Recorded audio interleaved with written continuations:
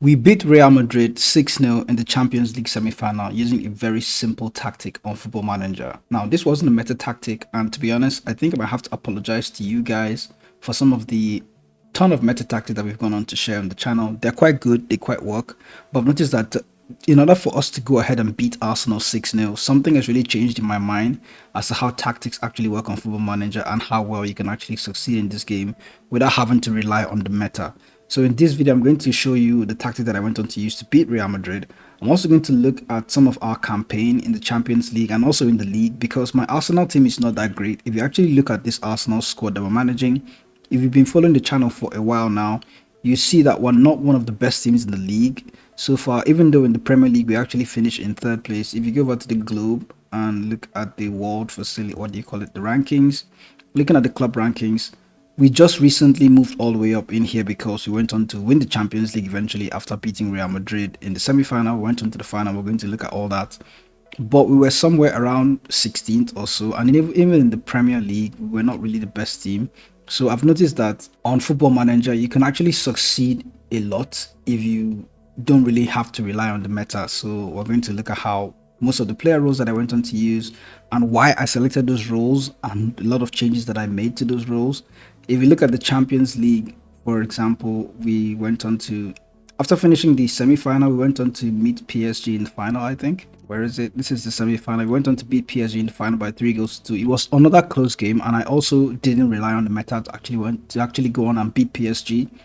In Football Manager, if you're playing the game for a while now, you probably know that PSG is a lot stronger than Arsenal, but we held on, finished the entire game was 2-2. We were leading 2-0 at some point, but then PSG went on to equalize 2 goals to 2 in the second half.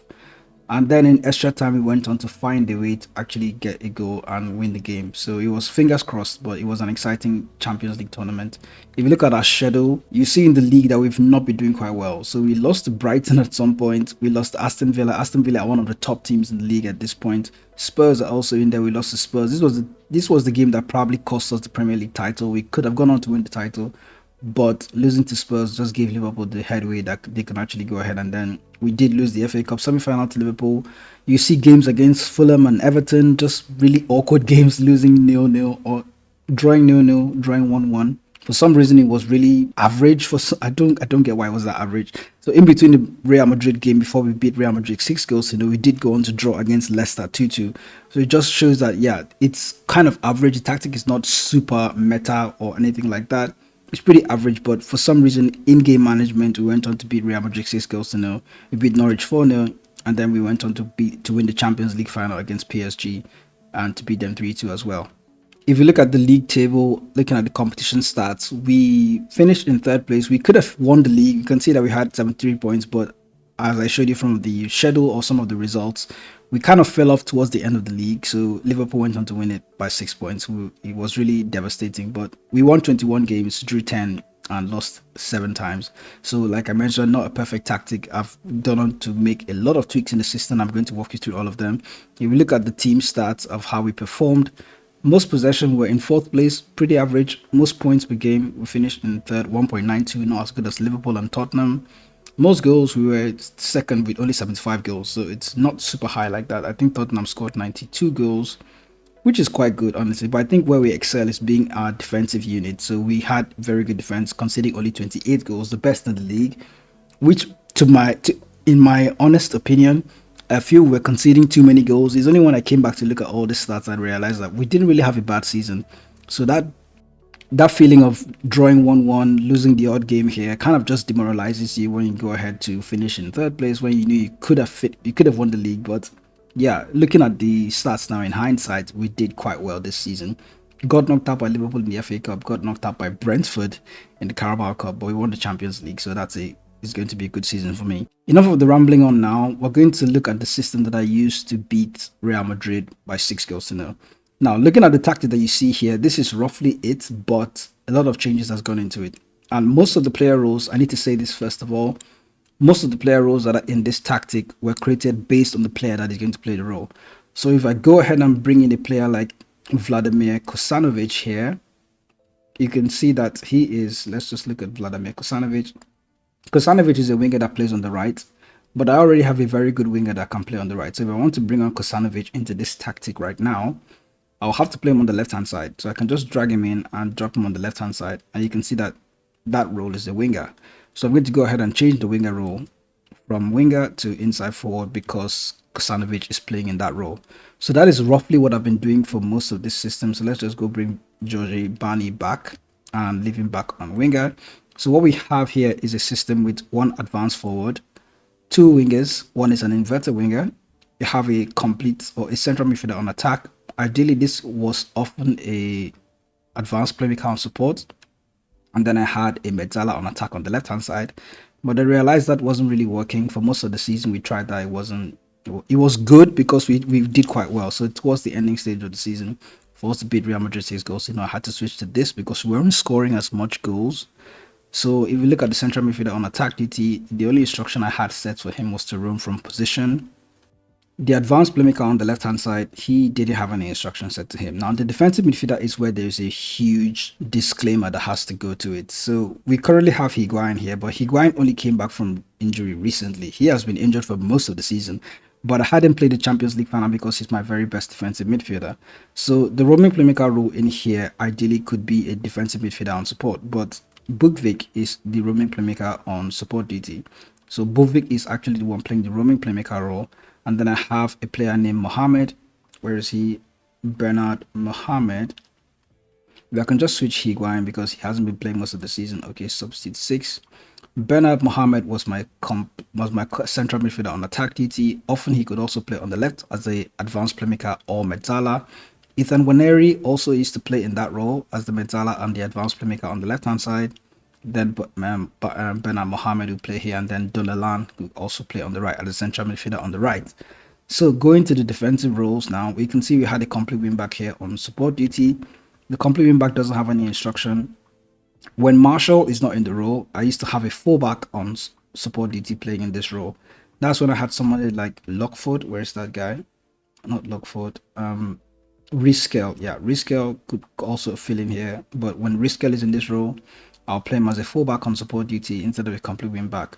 But Marshall is a more attacking wing back. So when I had Marshall in there, I recently changed it to a complete wing back on support duty because I felt we were a bit stale on this wing and we didn't really get forward as often as we wanted to. So I had to bring somebody attacking into play in that role. As for the centre backs, I had one central defender and one ball playing defender. And basically it's because of the player attributes that they have. Ameti is usually a central defender. Okay, his passing is good, but vision is not so great. So Ameti would often play as the left-sided central defender. And then I had another player here in Walton something. Well, Weholt Hansen. He would play as the ball-playing defender on defend because he has better passing range and better vision. So that was basically how I selected those player roles, and this was the system that we went with. Nolan, on the other hand, is an attacking fullback, not exactly very defensive. So you can see he had marking 13, crossing about 12. So he can't really play as a wing back. So I just had him play as a fullback on automatic duty. So whatever we switch in the mentality could just help him do whatever I want him to do. As for the goalkeeper, I had a super keeper on defend duty, no instructions attached to him. I think the only instruction for Waneri as yet, okay, advanced forward did not have any instruction as well. And to be honest, I dabbled with many other roles like deep line forward and the false nine, or deep line forward on support and sometimes the false nine. But the advanced forward was basically the role that I know. I had a striker, what's his name? Lefebvre is a French striker. Okay, Marius Lefebvre. So he prefers to play as an advanced forward because you can see his passing and vision is quite average and for a striker that is supposed to be a deep line forward or a false nine, you're supposed to have good passing and good vision. He doesn't have that, so advanced forward was the role for him. If I bring Ethan Waneri back into this role now, you can see that Waneri is a very different player. Good vision, good passing. I could ask him to play as a deep line forward on support duty. I could ask him to play as a false nine and he would be very comfortable doing that. So because I had somebody else here in Lefebvre, I think I started Waneri in the final because he's a more superior player. But if I have a different player here, it's going to be a different role. So that's what I've been doing most of the season. Waneri is 34 now, is one of our experienced leaders in the team. So I kind of had him in the final because we needed to have him there. Now, just to tie everything together, we're going to look at the team instructions. And mentality-wise, in the Champions League final, I did start with a positive mentality against PSG. But against Real Madrid, we played a cautious mentality in that game. you'll be surprised that you can actually completely destroy a team of Football Manager if you go ahead and use a cautious mentality.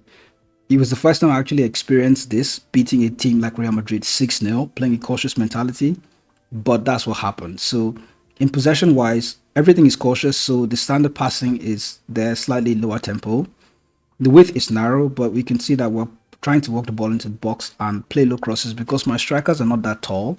I also asked my team to play out of defense because my team is not that tall. So if my goalkeeper goes on to take long goal kicks, it's not going to help us. We're just going to lose the ball in the air. So I just kept on using the play out of defense because it helped us play out of defense and keep the ball rather than hoving it long and then losing it in the air. Run and defense was one instruction that I noticed in the league was troubling us. We didn't really get through teams because we were just running at them and losing possession.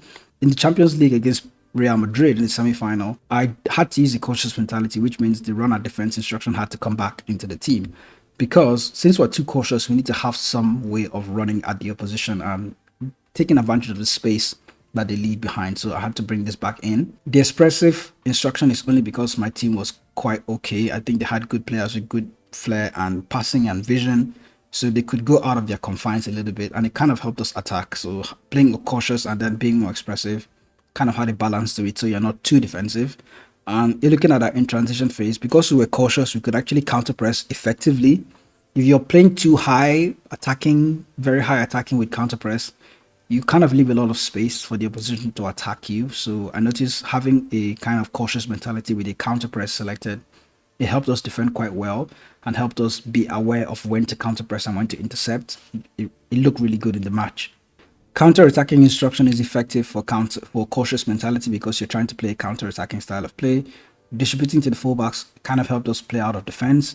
And looking at the way we set up out of possession, high press with high defensive line, nothing else. Because we're playing a cautious mentality, the high press sort of worked here like a mid-block for us. We weren't too aggressive on the Real Madrid players and we went on to win possession from them pretty easily when they tried to play out from the back. We would be in good positions to try and intercept the pass and we would get the ball. So trigger press was more often, as you can see, not excessively high.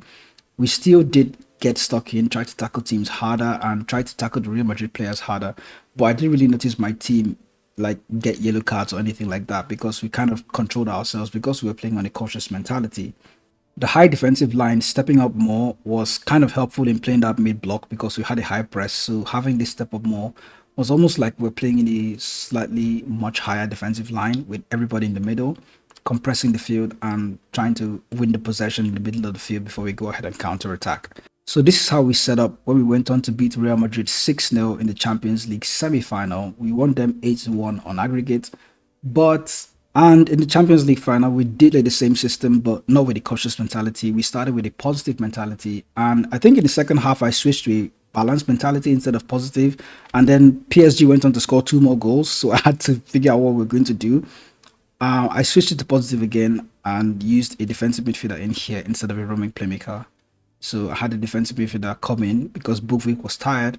So I had to bring in Higuain that came, or Higuain actually started the game. So I had to switch Higuain from a roaming playmaker to a defensive midfielder on support duty. Much later, I had to bring in Bukvik, who can now finish the game as a defensive midfielder on support duty.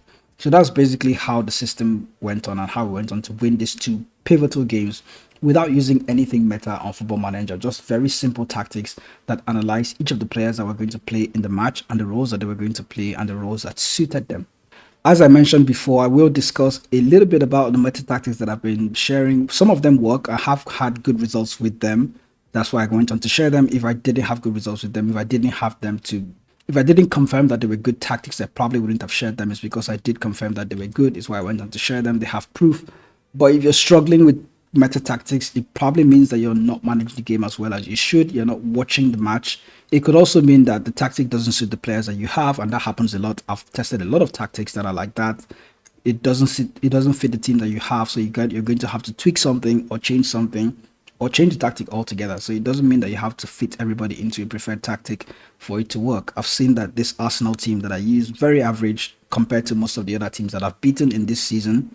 they did quite well because I had them play where they wanted to play in the best roles that they could play with the best team instructions that work for them. So let me know if you need a breakdown of how to create a tactic for a team. I've been looking at some teams that we can go into share. If you do need a video on how to create simple tactics like this for a team based on the players that are playing in that team, do let me know in the comment section. I'll go ahead and make a video like that for FM 2024 since we're still waiting for FM 26. And for now, enjoy your football manager.